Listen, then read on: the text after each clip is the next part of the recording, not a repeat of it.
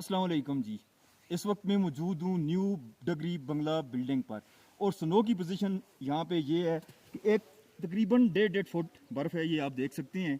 और पीछे डगरी बंगला की नई बिल्डिंग जो है वो है। स्नो हाइकिंग हमने 2026 की, ये मेरी दूसरी स्नो हाइकिंग है। और हमारा जो टीम है, फर्स्ट टीम है जो डगरी बंगला पे स्नो में पहुँचे हैं। रास्ता कुटली के रास्ता हमने इख्तियार किया। कुटली का रास्ता जो है अप हिल है, चैलेंजिंग समझा जाता है चढ़ाई में, और स्नो में और ज़्यादा चैलेंजिंग हो जाता है।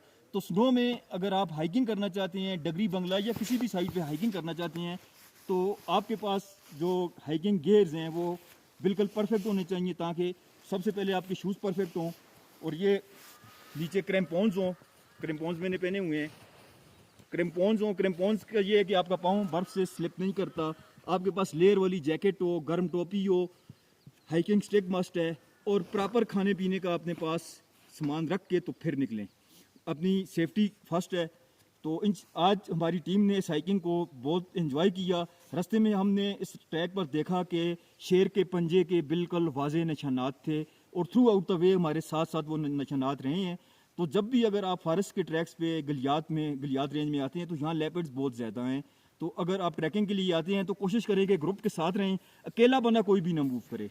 अकेला बंदा जब भी ग्रुप से निकल के मूव करेगा तो उसके लिए वो खतरनाक हो सकता है, खासकर इन दिनों, स्नो के दिनों में। तो ये आप बाहर निकलें, स्नो को एंजॉय करें, लेकिन अपनी सेफ्टी, अपने गेयर्स को कंप्लीट रख के अपनी जान की हिफाजत करके फिर आएँ। Thank you so much.